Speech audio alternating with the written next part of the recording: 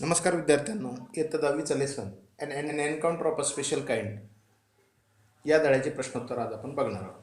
पान number 12 English workshop.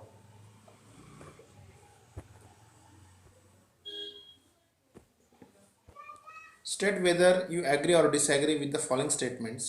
Justify your choice with proper reasons. खाली जे काही विधानं दिलेली आहेत, खाली जे काही वाक्य दिलेले आहेत ते चूक आहे की बरोबर आहे, किंवा तुम्ही त्याला सहमत आहात की नाही. जर नसेल तर प्रॉपर तुम्हाला कारण रिझन द्यायचं आहे.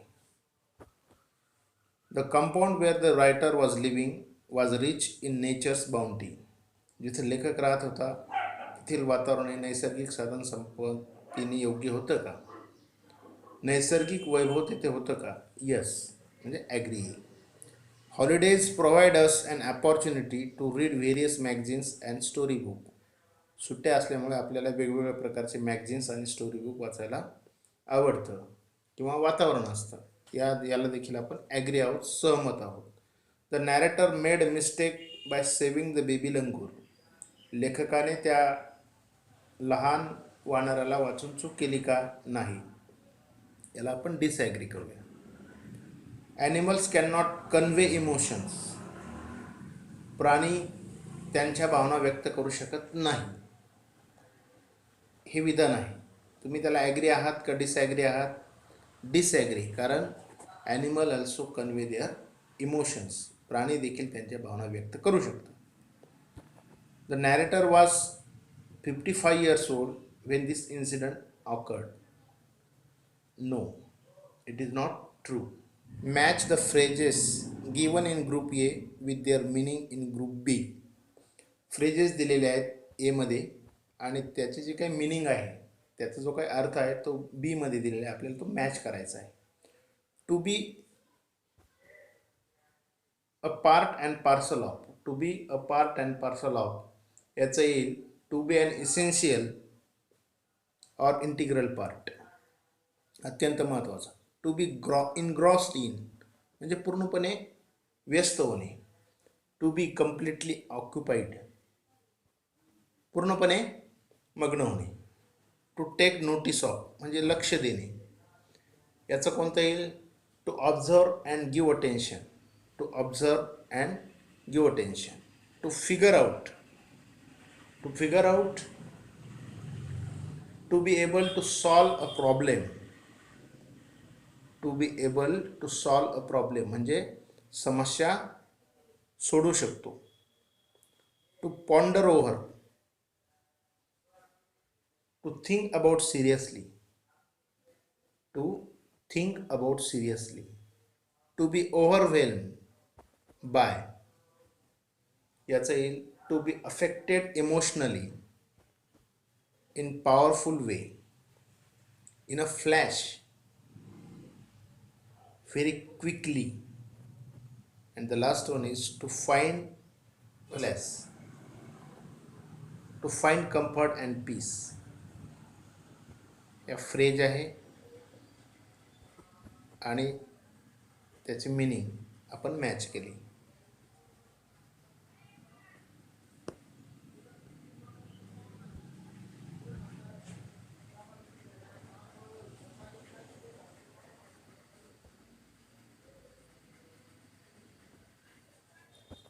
Question number 3. Write in your own words. तुम्ही तुमच्या शब्दामध्ये खालील प्रश्नाचे उत्तर देऊ शकता. Write in your own words. Why did narrator ignore the barking of dogs. जो काही लेखक होता कुत्र्याच्या भुंकणं त्याने का टाळलं किंवा त्याच्यावर दुर्लक्ष का केलं. Because narrator thought that the packs of dogs might have cornered hapless pig. त्या लेखकाला असं वाटलं, त्या नॅरेटरला असं वाटलं की कदाचित नेहमीप्रमाणे काही कुत्री त्या डुकराच्या मागं लागलेले असतील. Barking dogs barking furiously in the distance. जे काही भुंकणारे कुत्रे होते दूरवरून खूप जोरजोराने भुंकत होते.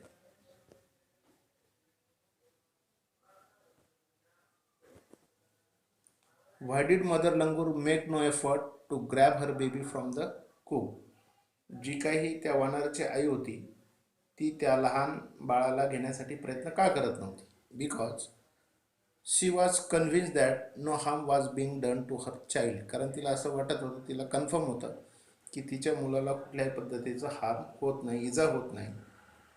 The mother langur had no chance to access her child because the narrator was standing between the mother and the baby langur. कारण त्या वानराच्या आईला त्या पिलाला घेण्यासाठी संधी नव्हती, कारण वानराच्या आणि पिलाच्या मध्ये हा लेखक उभा होता. The next question is read the text carefully and arrange the occurrence of happening in the text a sequential order. आता आपल्याला हे जे काही वाक्य दिलेले आहे, दिलेले वाक्य आपल्याला सिक्वेन्सनुसार, घटनेच्या सिक्वेन्सनुसार आपल्याला लावायचे आहे. पहिलं वाक्य येईल यामधलं,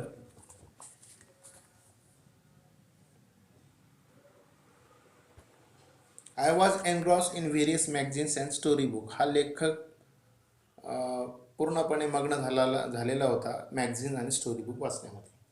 त्यानंतर दुसरं sequence is I became deeply absorbed in the book. मी पूर्णपणे त्या पुस्तकामध्ये मग्न झालो होतो. त्यानंतर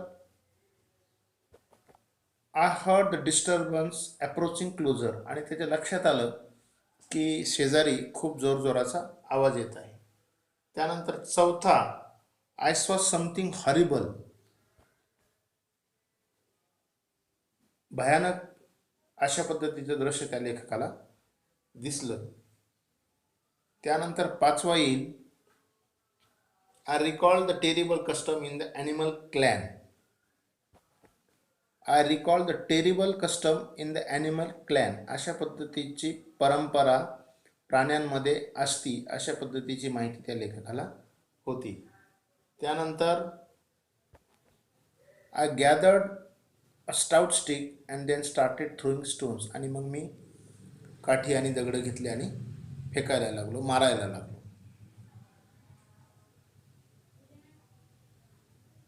I manage to catch hold of the baby langur's tail. आणि मी त्या बेबी लंगूरची शेपूट पकडण्यामध्ये मला यश आलं, किंवा मी कशा पद्धतीने तरी ती पकडण्याचे मॅनेज केलं, त्या शेपटीला पकडलं. त्यानंतर I took the baby langur to the backyard. आणि मग त्या लहान वानराच्या पिलाला मी मागच्या परसबागामध्ये किंवा माझ्या घराच्या मागच्या अंगणामध्ये त्याला नेलं. I offered a peeled banana. आणि मग मी त्याला केळी ऑफर केली.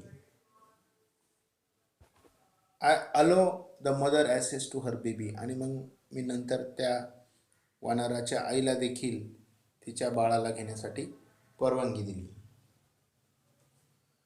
I can not forget that look in her eyes. आणि ज्या वेळेस त्या वानराच्या पिलाच्या आईने माझ्याकडं माझ्या डोळ्यात डोळे घालून बघितले, ती मी कधीही विसरू शकत नाही.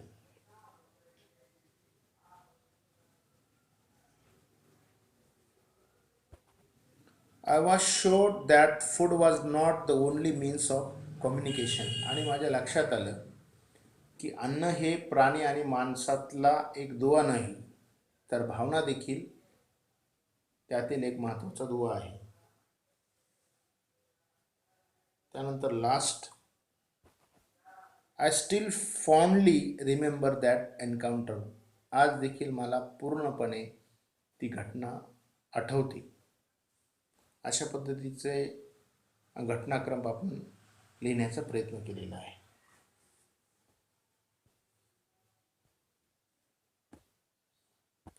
Discuss the following and write about it in your own words in 5 to 6 lines. 5 ते 6 ओळीमध्ये तुम्ही चर्चा करून प्रश्नाचे उत्तर लिहा. What would you do if you find an injured birds while returning from your school. ज्यावेळेस तुम्ही शाळेतून वापस येत असाल त्यावेळेस एखादा पक्षी जर आजारी किंवा इंजर्ड असेल तर तुम्ही काय कराल. When I found injured birds while returning from school. ज्यावेळेस मी शाळेतून वापस येत असताना एखादा पक्षी मला इंजर्ड दिसला, I will lift the bird tenderly and give it water to drink. मी त्याला उचलेल, पाणी प्यायला देईल, पाणी पाजेल. I will move my hand over it body to make the bird comfort. I will try to find it injury and also give first aid treatment. I will take care till the cure and then release it in a free air. The next question, what opinion do you form about the narrator from the story? ही गोष्ट हा पाठ वाचल्यानंतर narrator किंवा लेखकाबद्दल तुम्हाला काय वाटतं? After reading the story, I have come to conclusion that the narrator was very sensitive in nature. He was fond of reading books. त्याला पुस्तक वाचण्याची आवड होती. He was enjoying the holiday with his hobby. In spite of being a teenager, he did his best. तो लहान होता तरी देखील त्याने खूप चांगल्या पद्धतीने काम केलं. To save the baby langurs, it was certainly a noble act. प्रश्न क्रमांक 6. Complete the following and write a paragraph on each of the given activities. आता हे जे काही तुम्हाला ॲक्टिव्हिटी दिलेली आहेत त्यामध्ये मदर चाइल्ड म्हणजे त्या वानराची आई, रिलेशनशिप आणि त्याच्या संदर्भात काही पॉईंट दिलेले आहेत. त्याच्यावर तुम्हाला एक पॅरेग्राफ तयार करायचा. अगदी सोपं आहे. मदर चाइल्ड रिलेशनशिप कशी असते? लहान बाळ आणि आईचं रिलेशनशिप कशा पद्धतीनं असते? त्याच्यासाठी लव अँड अफेक्शन, प्रेम असावं लागतं. स्ट्रॉंग बॉन्ड, अत्यंत परफेक्ट बॉन्डिंग असते. सॅक्रिफाईस, त्याग करण्याची तयारी असते. एकमेकांची केअर घेतात आणि प्रेम देखील असतं. त्याच्यावर तुम्हाला पॅरेग्राफ तयार करायचा आहे. त्यानंतर injured animal, how will you help, तुम्ही कशा पद्धतीनं त्या जखमी झालेल्या प्राण्यावर तुम्ही कशा पद्धतीने ट्रीटमेंट कराल. फर्स्ट एड म्हणजे प्राथमिक उपचार कराल. प्रोव्हाइड सेफ्टी, त्याला सुरक्षितता द्याल. त्यानंतर प्रोव्हाइड वॉटर ऑर फूड, पाणी किंवा अन्न त्याला आपण वाचवण्यासाठी देऊ. टेक प्रॉपर केअर, आपण अगदी चांगल्या पद्धतीने घरच्यासारखी त्याची आपण काळजी घेऊ. टेक हेल्प फ्रॉम पॅरेंट्स, आणि काही अडचण असेल तर आपण आई वडील यांची देखील तुम्ही हेल्प घेऊ शकता, मदत घेऊ शकता. Question number 7. Work in pair and make as many words as you can using letters in the words. आता ग्रुपमध्ये तुम्ही एकत्र काम करा. 3 letter words, 4 letter words and 5-6 letter words तुम्हाला जे काही 3, 4 आणि 5 letter word दिलेले आहेत त्याच्या माध्यमातून तुम्हाला जास्तीत जास्त लेटर वर्ड्स तयार करायचे. वोकॅब्युलरी तुम्हाला वाढवण्याचा प्रयत्न करायचा. 10चं नेट येईल मागून पुढून जरी तो शब्द लिहिला तर नेट. टूरपासून rent, cent, turn, cone, note, core, nun, once. एंटरपासून count, root, centre, enter, core, toner अशा पद्धतीचे शब्द तयार होतात. याच्याही व्यतिरिक्त तुम्ही यामध्ये वाढ करू शकता. Question number 8. Translate the following proverbs in English. जनसेवा हीच ईश्वर सेवा, ही तुम्हाला इंग्लिशमध्ये ट्रान्सलेट करायची. Service to man is service to God, म्हणजे जनसेवा हीच खरी ईश्वर सेवा आहे. पेरावे तसे उगवते. As you sow so shall you reap, पेरावे तसे उगवते. पुढचा प्रश्न आहे, write paragraph and give an appropriate title to it. Use the following points. आता हे पॉईंट दिलेले आहे. Birds and animals, loyals, serves, kindness, honest, compassion, love and affection, our best friends, protection and security, do not hurt or destroy us, loneliness avoided. हे जे काही point दिलेले त्या पॉईंटच्या आधारे तुम्हाला एक पॅसेज तयार करायचा आणि पॅसेजला एक हेडलाईन द्यायची, टायटल द्यायचं, त्याला नाव द्यायचं. 10. Complete the remaining blocks determining the types of news. आता बघा, टाईप्स ऑफ न्यूज म्हणजे न्यूजचे प्रकार, बातम्यांचे प्रकार.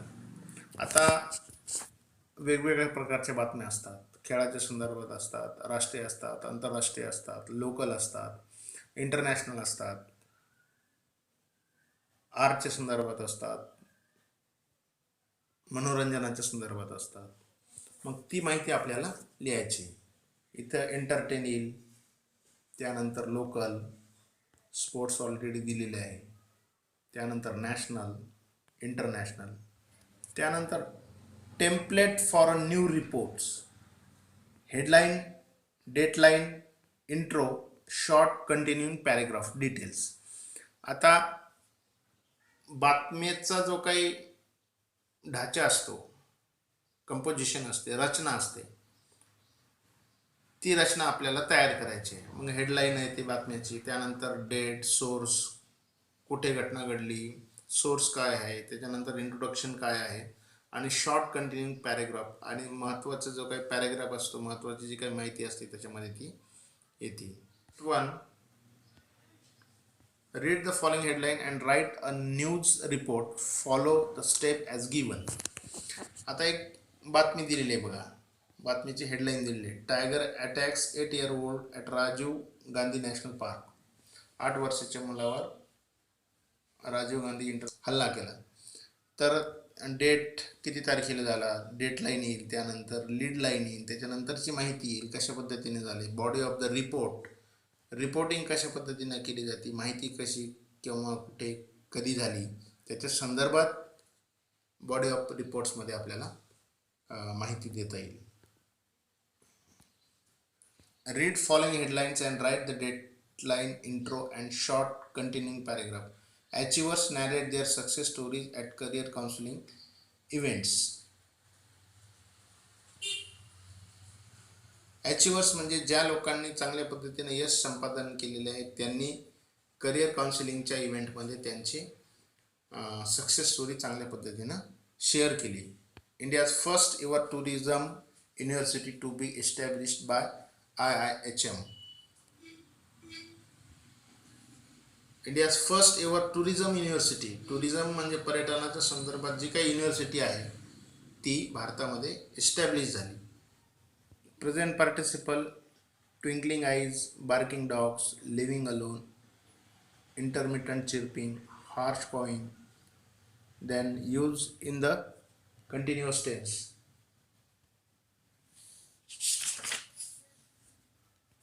Started trembling, was oozing, were witnessing, was breathing, and was reading. These are the examples of continuous tense. The next one, spot the error and correct the following sentences. खालील जे काही वाक्य दिलेले आहेत त्या वाक्यामध्ये काही एरर आहे, त्रुटी आहे, ते आपल्याला रिपेअर करायचे आणि लिहायचे. My grandparents let down for an afternoon nap. आता लेट डाऊन इथं ले येईल, ले शब्द येईल, ले down. My grandparents lay down for an afternoon nap. A stranger were knocking at our door. वेअरच्या ऐवजी वाज येईल इथं. A stranger was knocking at our door. My sister and I shares a study room. My sister and I share. Yes, च्या ऐवजी share येईल. One of my friends is leaving school. One of my friends is leaving school. इथं friend येतं, friends येईल. A flock of birds were flying overhead. A flock of birds was flying overhead.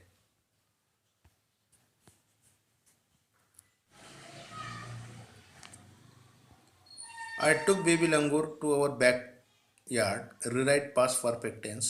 पूर्ण भूतकाळामध्ये आपल्याला हे वाक्य लिहायचं आहे. I had taken the langur to our backyard. Next one. She simply sat there quietly. Rewrite in present continuous tense. आता याला पूर्ण वर्तमान काळामध्ये हे वाक्य आपल्याला लिहायचे. She is simply sitting there quietly.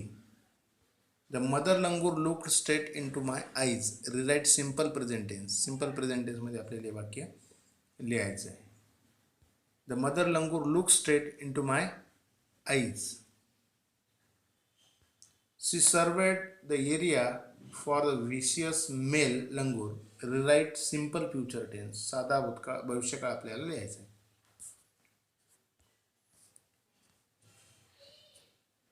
She will survey the area for the vicious male langur.